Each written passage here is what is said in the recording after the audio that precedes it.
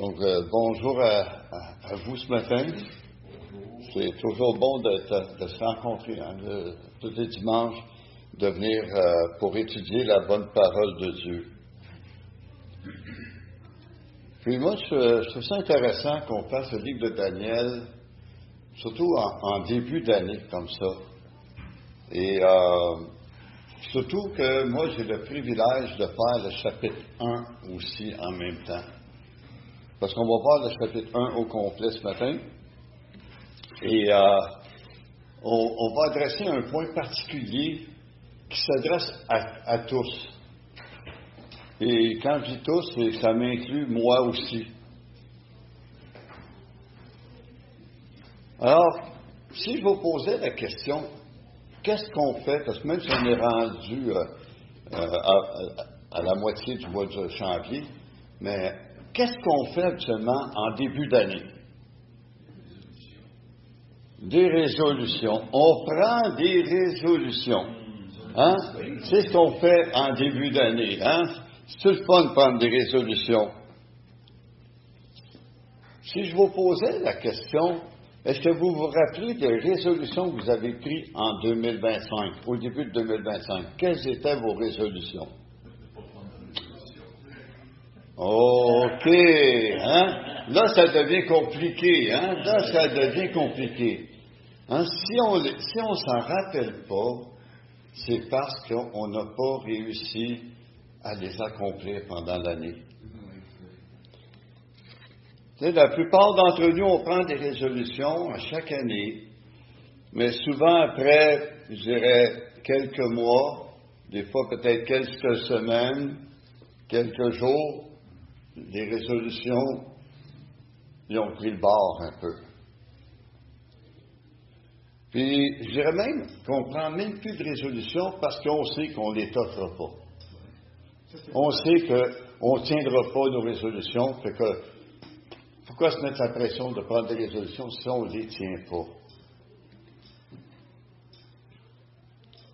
On ne persévère pas. Et c'est ça qu'on va regarder aujourd'hui. Mais avant, on va regarder pourquoi on ne persévère pas dans nos résolutions. Mais avant, on va se courber dans un mot de prière. Seigneur, quel privilège qu'on a de venir à ton trône de grâce ce matin. Merci pour cette liberté qu'on a de pouvoir se réunir et venir t'adorer, d'entendre ce que tu as à nous dire par ta parole. Seigneur, enlève toute préoccupation dans notre esprit. Fais qu'on puisse être attentif à ta parole. Merci, Père, pour ta parole qui est utile pour enseigner, pour convaincre, pour corriger, pour instruire dans la justice, afin que l'homme de Dieu soit accompli et propre à toute bonne œuvre. Père, que nous ne soyons pas des auditeurs oublieux, mais en nous le vouloir et le faire de mettre ta parole en pratique. Parle-nous ce matin, instruis-nous. Et c'est au nom de ton Fils Jésus qu'on te prie, pour ta gloire. Amen. Alors, comme j'ai mentionné, on prend des résolutions en début d'année. Habituellement, c'est ce qu'on fait. Mais on les abandonne en cours d'année, en chemin. On les abandonne. Et pour certains, même peut-être plusieurs, on ne se rappelle même plus c'est quoi nos résolutions qu'on a prises en début d'année passée. Alors, ce matin, on va regarder une des raisons pour lesquelles on ne tient pas nos résolutions jusqu'au bout. Et comme mentionné, ce matin, notre texte se trouve dans l'Ancien Testament, dans le livre de Daniel. Déjà, la semaine passée, Danny a mis la table un peu là, pour ce livre. Et on va regarder le chapitre en entier. Alors, on va lire les 21 versets. Donc, Daniel, chapitre 1, verset 1. La 3e année du règne de Joachim, roi de Juda, Nebuchadnezzar, roi de Babylone, marcha contre Jérusalem et l'assiégea. Le Seigneur livra entre ses mains Joachim, roi de Juda, et une partie des ustensiles de la maison de Dieu. Nebuchadnezzar emporta les ustensiles au pays de Shinéar, dans la maison de son Dieu. Il les mit dans la maison du trésor de son Dieu. Le roi ordonna à Akpenaz, chef des eunuques, d'amener quelques-uns des enfants d'Israël de race royale ou de famille noble, de jeunes garçons sans défaut corporel, beaux de figure, doués de sagesse, d'intelligence, d'instruction, capables de servir dans le palais du roi, et à qui l'on enseignait des lettres et la langue des Chaldéens. Le roi leur assigna pour chaque jour une portion de mets de sa table et du vin dont ils buvaient, voulant les élever pendant 3 années, au bout desquelles ils seraient au service du roi.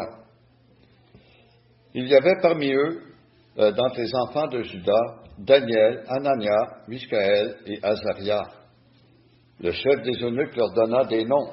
À Daniel, celui de Belshazzar, à Anania, celui de Shadrach, à Michaël, celui de Meshach, et à Azaria, celui d'Abednego. Daniel résolut de ne pas se souiller par les mets du roi et par le vin dont le roi buvait, et il pria le chef des eunuques de ne pas l'obliger à se souiller. Dieu fit trouver à Daniel faveur et grâce devant le chef des eunuques. Le chef des eunuques dit à Daniel, « Je crains mon Seigneur le roi qui a fixé ce que vous devez manger et boire. Car pourquoi verrait-il votre visage plus abattu que celui des jeunes gens de votre âge? Vous exposeriez ma tête auprès du roi. » Alors Daniel dit à l'intendant à qui le chef des eunuques avait remis la surveillance de Daniel, d'Anania, Michaël et Azaria, « Éprouve tes serviteurs pendant 10 jours, et qu'on nous donne des légumes à manger et de l'eau à boire. Tu regarderas ensuite notre visage et celui des jeunes gens qui mangent les mets du roi, et tu agiras avec tes serviteurs d'après ce que tu auras vu. » Il leur accorda ce qu'ils demandaient, et il les trouva pendant 10 jours, et les éprouva pendant 10 jours. Au bout de 10 jours, ils avaient meilleur visage, et plus d'embonpoint que tous les jeunes gens qui mangeaient les mets du roi. L'intendant emportait les mets et le vin qui leur étaient destinés, et il leur donnait des légumes. Dieu accorda à ces 4 jeunes gens de la science, de l'intelligence, dans toutes les lettres et de la sagesse. Et Daniel expliquait toutes les visions et tous les songes. Au terme fixé par le roi, pour qu'on les lui amenât, le chef des eunuques les présenta à Nebuchadnezzar. Le roi s'entretint avec eux, et parmi tous ces jeunes gens, il ne s'en trouva aucun comme Daniel, Anania, Michaël et Azaria. Il fut donc admis au service du roi sur tous les objets qui réclamaient de la sagesse et de l'intelligence, et sur lesquels le roi les interrogeait. Il les trouvait 10 fois supérieurs à tous les magiciens et les astrologues qui étaient dans tout son royaume. Ainsi fut Daniel jusqu'à la première année du roi Cyrus. Tout un passage.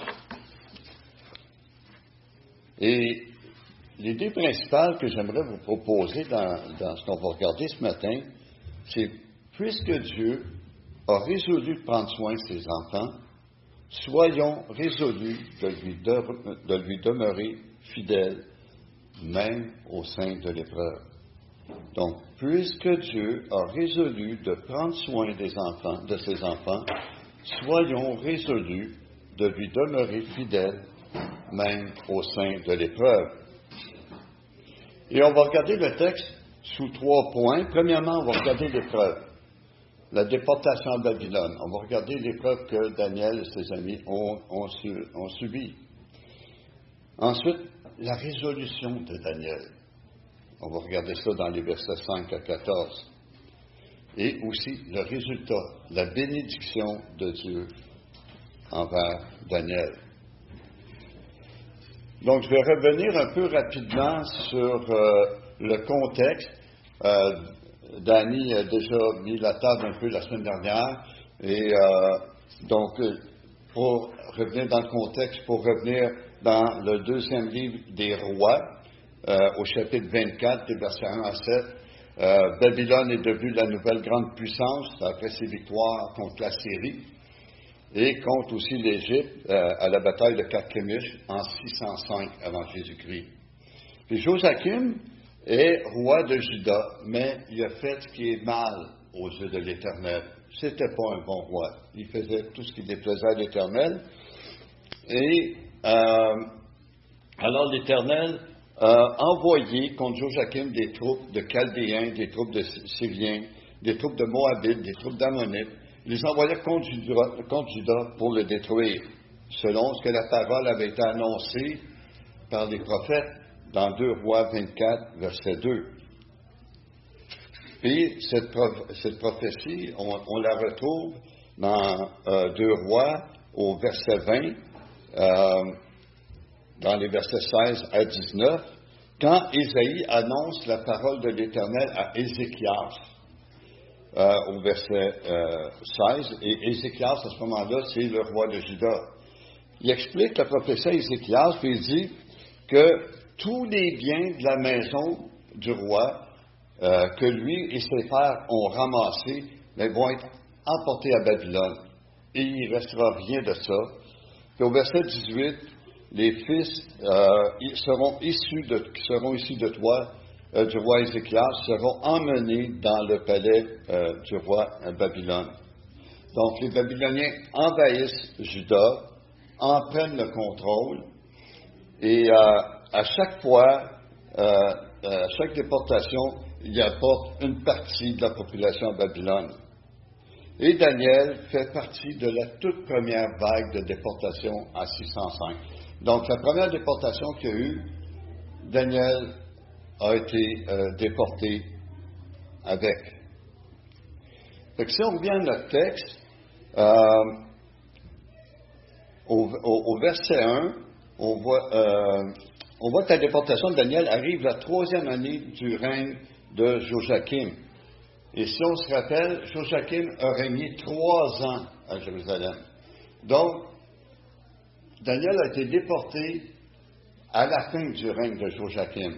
Et Joachim lui-même a été déporté par Nebuchadnezzar à Babylone. Donc, on voit au verset 2 que Joachim était prisonnier.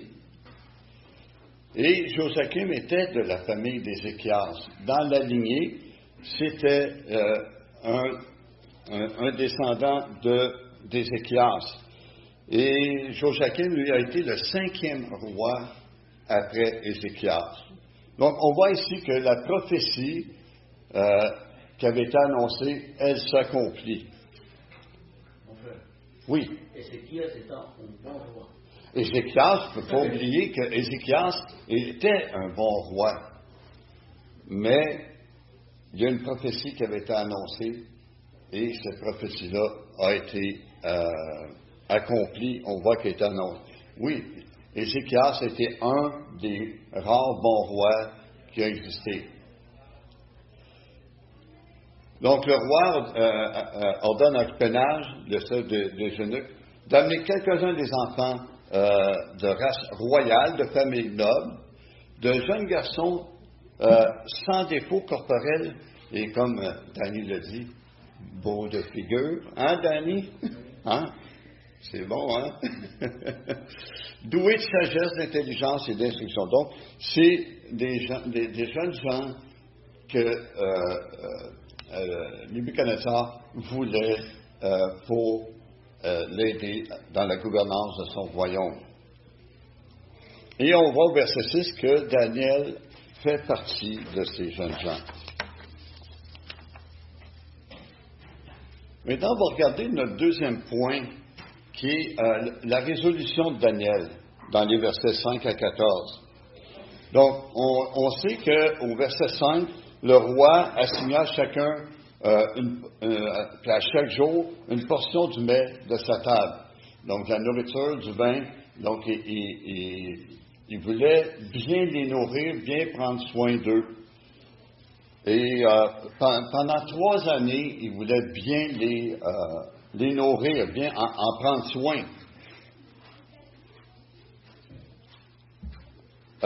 Ces jeunes garçons d'élite, physiquement et mentalement, pouvaient en tant que tel être un atout au palais du roi de Babylone. Puis ils devaient suivre un cours rigoureux pendant 3 ans. Hein? Donc, c'est comme s'il était à l'école. Là, c'était à l'université. Il fallait qu'ils apprennent plusieurs choses. Donc, premièrement, ils devaient assimiler la culture de la cour. Parce qu'ils venaient du judaïsme, ils venaient de Jérusalem. Là, ils arrivent à Babylone, une culture complètement différente, une culture païenne. Donc, il fallait qu'ils assimilent la culture de la cour. Il fallait qu'ils apprennent la langue et la littérature du peuple babylonien. Et c'est intéressant parce que la langue de la culture, je parlais de ça avec Danny dimanche passé, la langue, c'est l'akkadien. Et c'est pas l'akkadien de l'Acadie qu'on connaît aujourd'hui, mais c'est l'akkadien, A-K-K-A-D-I-E-N. Donc, c'est akkadien. Et c'est ça. Donc, il fallait qu'ils apprennent la langue, la littérature au sein du pays où ils étaient maintenant. Puis ce programme de formation devait probablement inclure des études d'agriculture, parce qu'il y avait une méthode différente de fonctionner, d'architecture, d'astronomie, de droit, de mathématiques. Donc, chaque aspect de la vie, chaque aspect, Nebuchadnezzar voulait qu'il soit instruit pour qu'il aide dans la gestion de son royaume. Donc, on ne sait pas le nombre de captifs qui ont été amenés, mais on sait qu'au verset 6, il y en a 4 qui sont nommés, dont Daniel, Ananias, Michaël et Azaria. Et quand on regarde ces noms-là ont toute une signification qui ont rapport avec Dieu. Donc, pour Daniel, ça veut dire Dieu a jugé ou Dieu est mon juge. Et pour Ananias, c'est Yahvé a été miséricordieux. Michaël, qui est Dieu? Et Azaria, Yahvé a secouru. Donc, juste par le fait qu'il y avait des noms qui honoraient Dieu, on pourrait avoir tendance à penser que leurs parents craignaient Dieu. Donc, c'était des croyants. Si on poursuit au verset 7, on voit que le chef des eunuques leur donna des noms à Daniel, Belchassar, à Ananias, celui de Shadrach, à Michaël, celui de Méshach, et à Azaria, celui d'Abednego. Fait que si on regarde ça, juste comme ça, on lit ça, puis souvent on se rappelle de ces noms-là, mais on peut perdre de vue la signification. Pourquoi que les noms ont été changés? Ils n'ont pas été changés juste parce qu'on change de nom, comme j'aime pas mon nom ou j'aime pas ton nom qu'on le change. C'est parce qu'il y avait une idée derrière tout ça. Daniel qui a été changé pour Belchazzar. Belchazzar, ça veut dire Madame protéger le roi. Intéressant, hein? Pour Anania qui a été changé pour Shadrach, ça veut dire j'ai peur d'un Dieu. Michaël, pour Méshach, je suis méprisé, indigne, humilié devant mon Dieu. Et Azaria, pour Abednego, ça veut dire serviteur de Nebo. Et Nebo était un des dieux babyloniens. Donc, par le fait que Ashpenaz a changé les noms, c'est qu'il voulait effacer toute trace de judaïsme ou par rapport à Dieu. Il voulait tout enlever. Il voulait enlever ça. Il était déterminé à effacer de la cour babylonienne tous les témoignages du Dieu d'Israël. C'est pour ça qu'il a donné des noms aux 4 jeunes hommes et qui signifiait qu'ils devaient devenir des sujets des dieux babyloniens. Donc, il voulait vraiment les ancrer dans la culture païenne. Mais Daniel, au verset 8, fait une requête. Si on regarde le verset 8, Daniel résolut de ne pas se souiller par les mets du roi et par le vin dont le roi buvait. Et voici la requête. Il pria le chef des eunuques de ne pas l'obliger à se souiller. Donc, si je reviens encore ici, on voit le deuxième mot du verset 8, résolu. Donc, Daniel résolut.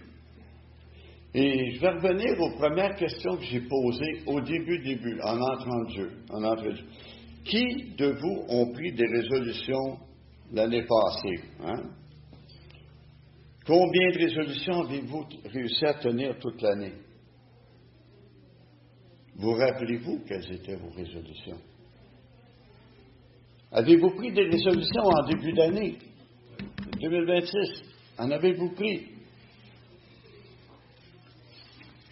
Les résolutions peuvent devenir une tradition. On prend des résolutions sans vraiment réfléchir pourquoi on prend des résolutions. Ça devient une tradition. Mais ici, dans le cas de Daniel, quand on dit Daniel résolu, c'est pas ici juste quelque chose qui vient de la tête, mais quelque chose qui vient du cœur, quelque chose qui vient du caractère. Ici, la résolution, c'est vraiment au niveau du caractère. Quand c'est écrit Daniel résolu, c'était qui était résolu dans sa personne de ne pas vouloir se souiller des mets du roi. En fait, ce n'est pas la nourriture en tant que telle qui était le problème, c'était ce qui était derrière la nourriture qui était le problème pour Daniel. Et Daniel prend la ferme décision. Quand on parle de résolution, c'est de prendre une ferme décision. Quand plusieurs semblent avoir pris des décisions en 2020, des résolutions en 2026, est-ce que vous étiez ferme dans votre décision? Est-ce que vous étiez ferme dans vos résolutions? Parce que mon frère, ma sœur, désolé de te décevoir, si tu n'es pas ferme, si tu n'es pas résolu dans ton caractère, dans les résolutions que tu as prises, ils ne tiendront pas. Vous allez échouer, vous allez abandonner, comme vous avez fait dans les années passées. Mais si vous êtes résolu, vous avez pris une ferme décision devant Dieu, alors, je ne dis pas que vous n'allez pas manquer une journée, 2 jours, mais vous allez revenir, vous allez vous tenir, vous allez revenir à votre résolution parce que vous êtes résolu dans votre caractère, c'est une décision ferme.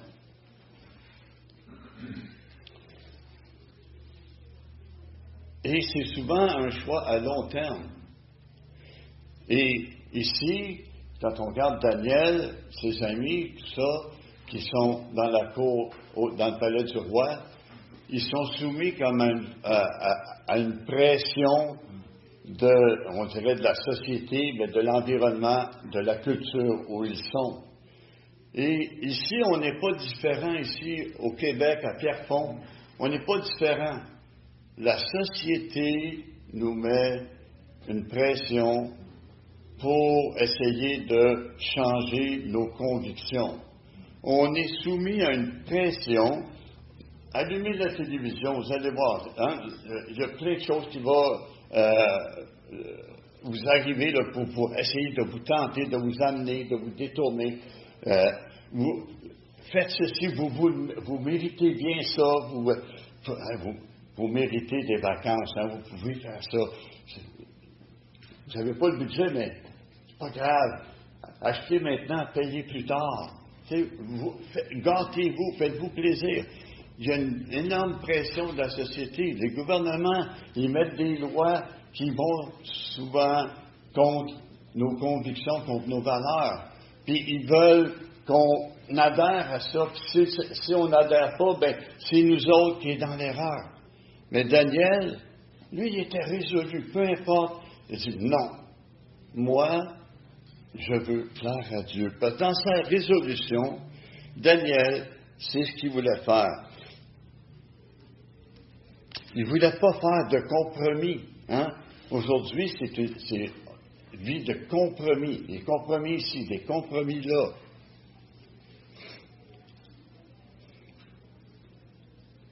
Et souvent, cette nourriture-là qui était proposée, qui était donnée aux captifs, c'était préparé par des païens.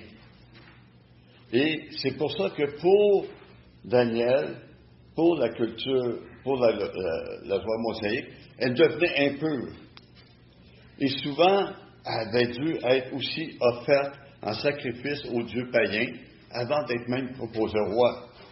Donc, et prendre part à un tel repas, ça venait en contradiction avec Exode 34, verset 15, qui dit ceci: « Garde-toi de faire alliance avec les habitants du pays, de peur que se prostituant à leur Dieu et leur offrant des sacrifices, ils ne t'invitent et que tu manges de leurs victimes. »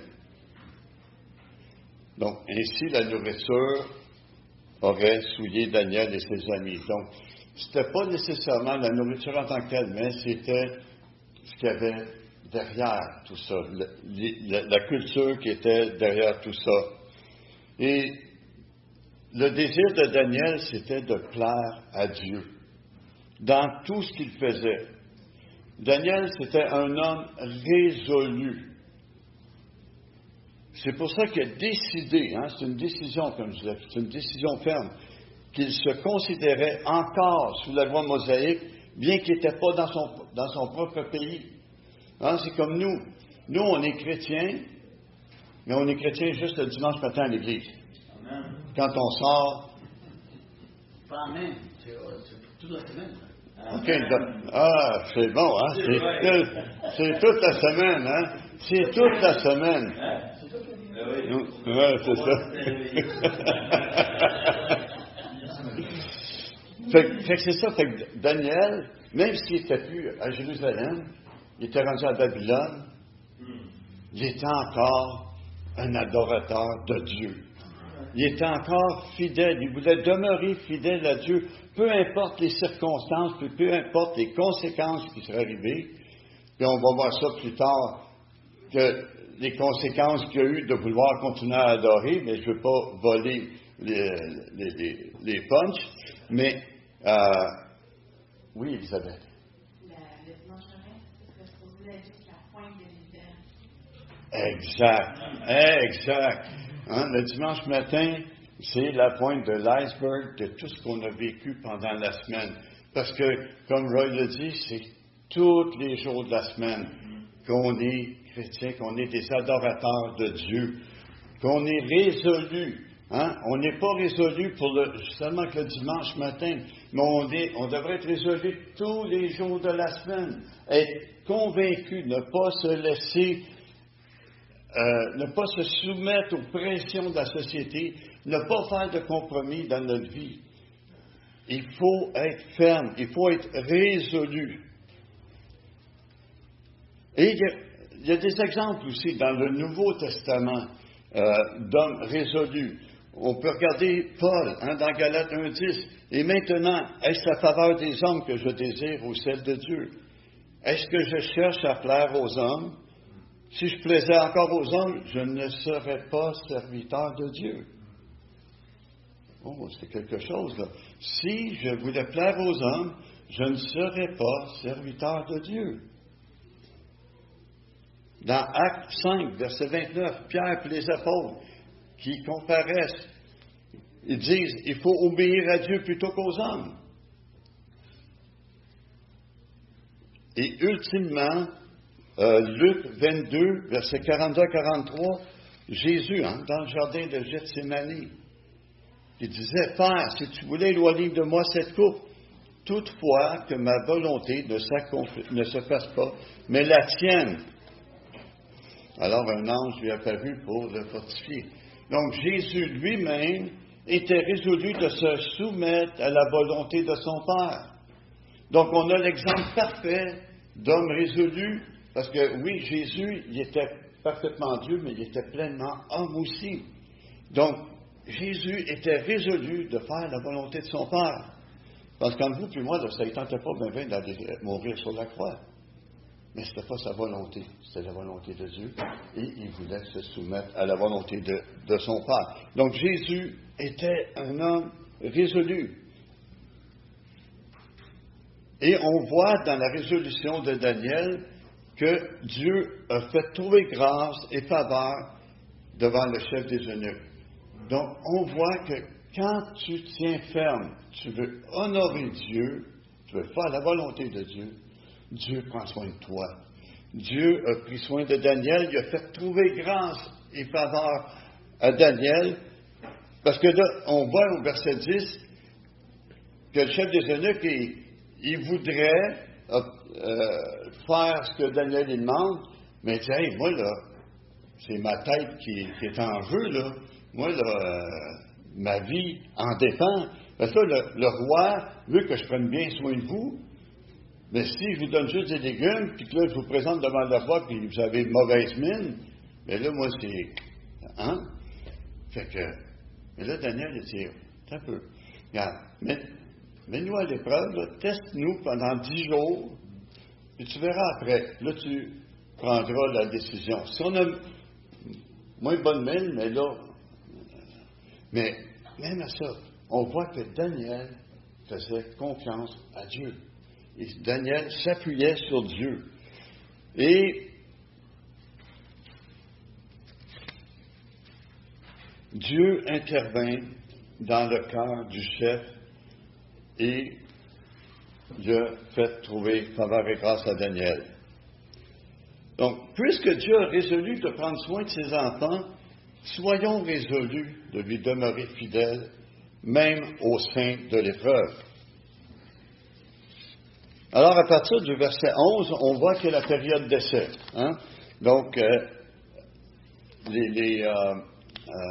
Aspenaz éprouve Daniel et ses 3 amis. Il leur donne des légumes pendant 10 jours. Et au verset 14, Aspenaz accepte la demande. Puis, il leur donne des légumes. Au verset 15, au bout de 10 jours, ils avaient meilleur visage et plus d'embonpoint que tous les jeunes gens qui mangeaient les mets du roi. Est-ce que c'est l'effet des légumes qui ont eu plus d'embonpoint et qui avaient meilleure figure? Est-ce que c'est parce qu'ils ont mangé des légumes? Ils ont mangé de la nourriture saine aux yeux de Dieu parce qu'il y a la nourriture impure et la nourriture saine.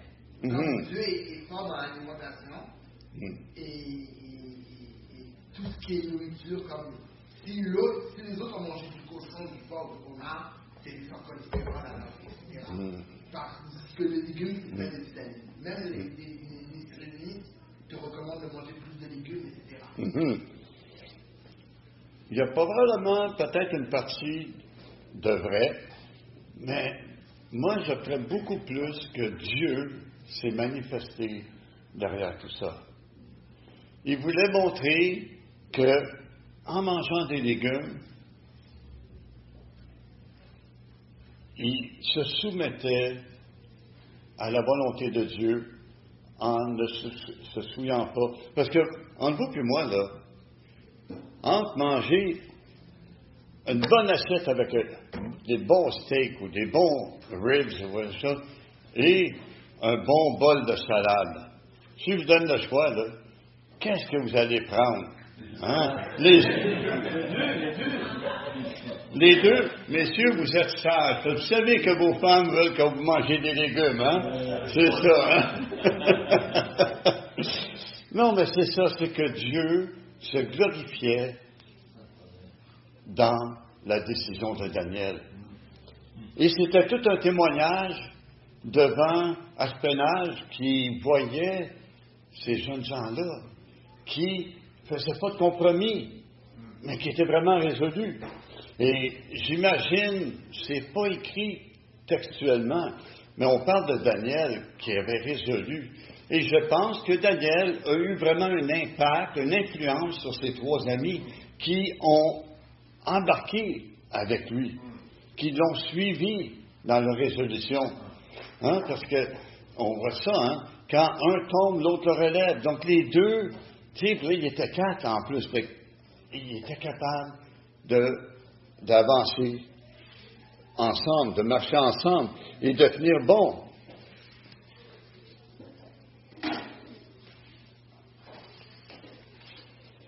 Donc, Aspenage apportait chaque jour des légumes et il rapportait la viande et les autres mets, le vin aussi qui leur était destiné. Au verset 18, là, le terme de 3 ans était arrivé, il était terminé, leur formation, puis leur alimentation, tout, et il devait être amené devant le roi pour être examiné. Alors, au verset 19, le roi s'entretint avec eux, et parmi tous ces jeunes gens, il n'en trouva aucun comme Daniel, Anania, Michaël, Azaria. Ils furent donc tous admis au service du roi. Donc, ils ont été trouvés, même avec une plus grande intelligence, une plus grande connaissance, et surpassaient tous ceux qui étaient dans la cour du roi.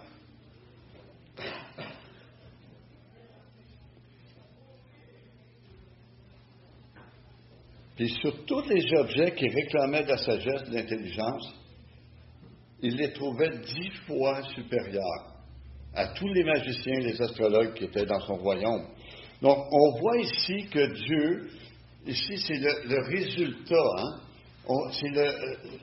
On est dans mon 3e point, le résultat, la bénédiction de Dieu sur ceux qui demeurent fidèles, ceux qui ne font pas de compromis, ceux qui sont résolus de tenir ferme. Et on voit que Dieu bénit ceux qui lui obéissent, ceux qui l'honorent, ceux qui veulent lui plaire. Donc, ces 4 jeunes gens, semble-t-il, étaient préparés par Nebuchadnezzar, ils semblent avoir été préparés par Nebuchadnezzar, mais en fait, ils étaient préparés par Dieu.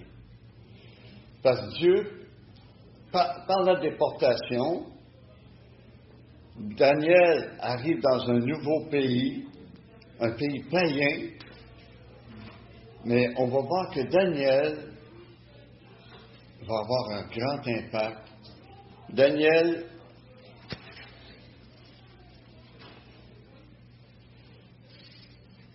Daniel a servi 70 ans dans un pays étranger. Ça vous fait penser à qui quand on parle ça? Il a été conseiller de 2 rois babyloniens et 2 rois des Mèdes et des Perses. À qui vous pensez que ça pourrait être? Daniel a été déporté et il est devenu un personnage important en Babylone. Joseph. Hein? Joseph, ça fait beaucoup penser à Joseph. Joseph qui a été vendu par ses frères, qui s'est ramassé en Égypte.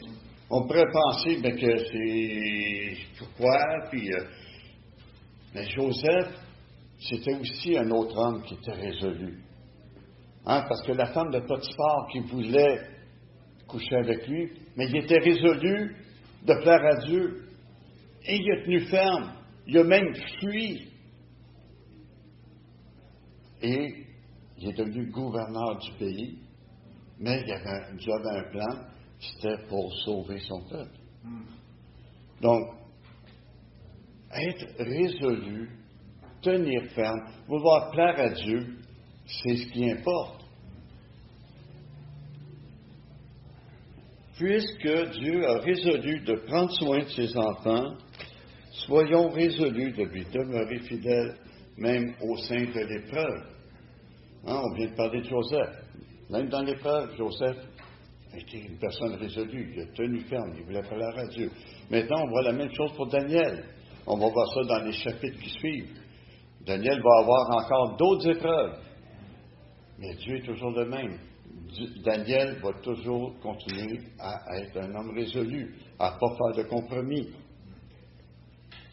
Mon frère, ma soeur, les compromis dans nos vies, là, même si petits soient-ils, hein, juste une petite craque dans un mur, l'eau s'infiltre. Et ça vient causer des dégâts terribles. Et l'eau s'infiltre, et l'hiver, hein, ça gèle. L'eau prend l'expansion. La pente un peu plus grande. Plus de compromis. Plus d'eau qui rentre. Plus de dégâts. Les compromis dans nos vies, c'est comme ça. Ça commence petit, puis ça finit grand. Et le ravage que ça peut faire dans nos vies. Soyons comme Daniel. Soyons des personnes résolues. Tenons ferme. Ne faisons pas de compromis. Même alléchant que ce soit, hein? Même des fois, ça peut être alléchant. Ça peut sembler alléchant au début. Ça peut avoir bon goût au début, mais après ça, ça laisse un goût amer. Donc, on a vu l'épreuve de Daniel, on a vu la résolution de Daniel. On a vu la bénédiction de Dieu envers Daniel.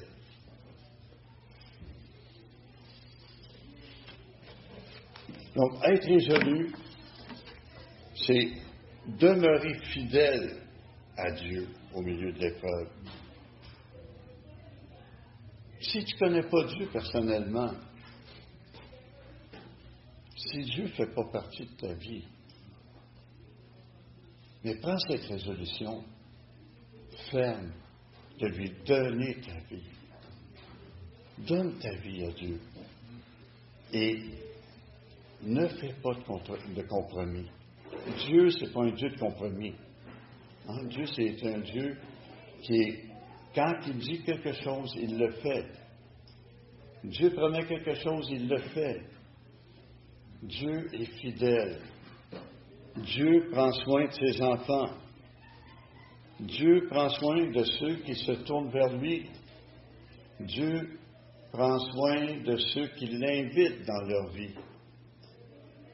Mon frère, ma soeur, n'utilise pas Dieu juste quand tu en as besoin. N'utilise pas Dieu juste le dimanche matin comme on a parlé tantôt. Dieu est le même tous les jours de ta vie. Quand tu vas rembarquer dans ta voiture tantôt ou dans l'autobus puis que tu vas repartir, Dieu est toujours le même. Dieu est toujours là. Dieu est toujours présent. Comment tu vas agir? Qu'est-ce que tu vas faire? Tu sais, tu vas être au volant, tu vas te faire couper. Comment vas-tu agir? Est-ce que tu vas faire un compromis en te mettant en colère?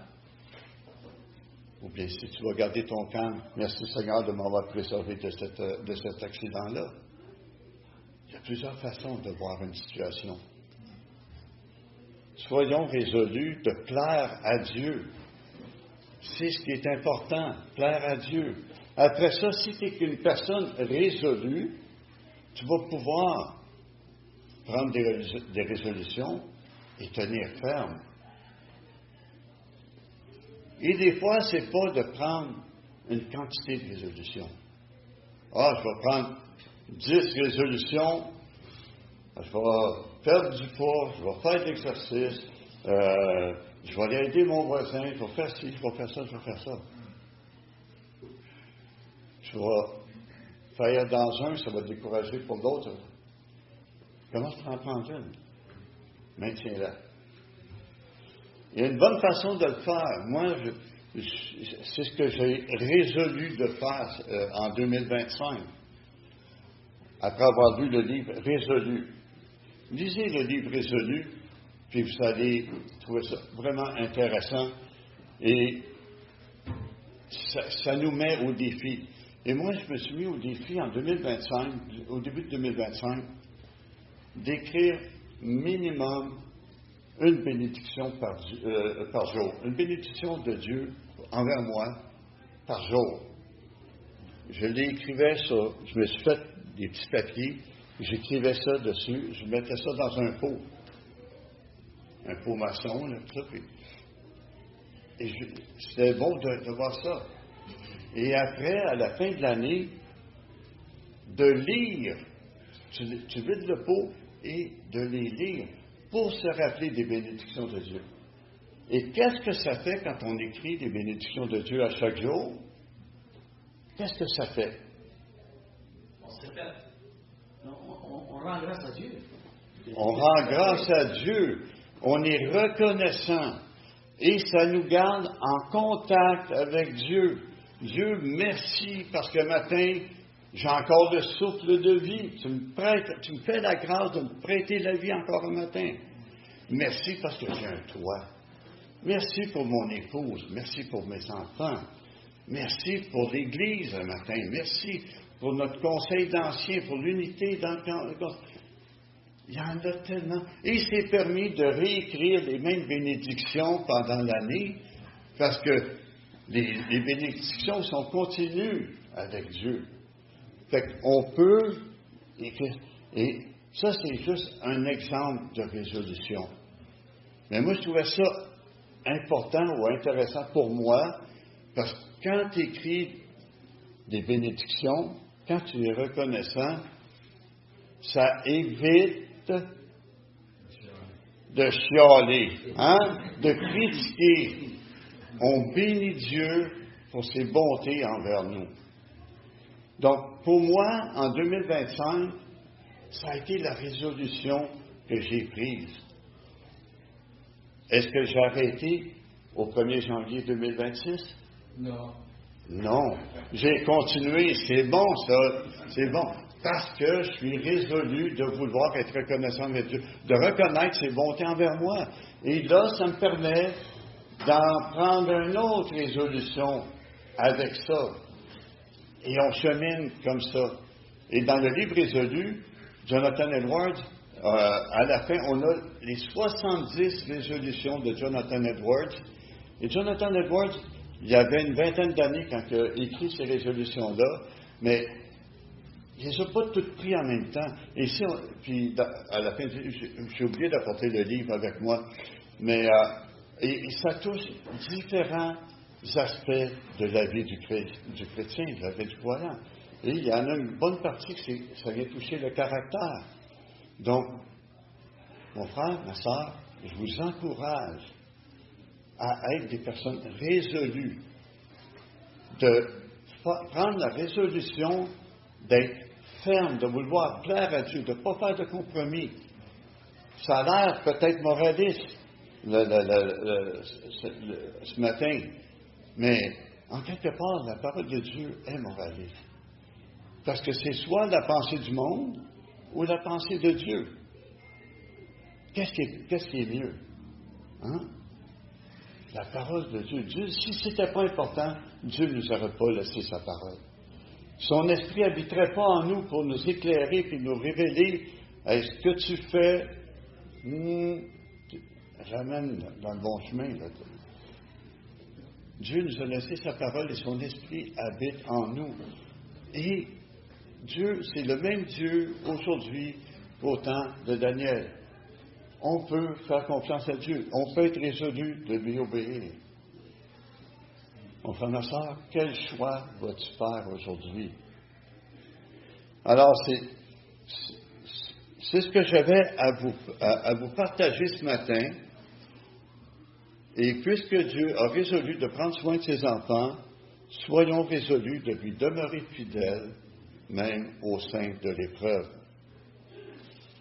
Alors, que Dieu bénisse sa parole dans nos cœurs et qu'on ne soit pas des auditeurs oublieux, qu'on puisse mettre la parole de Dieu en pratique.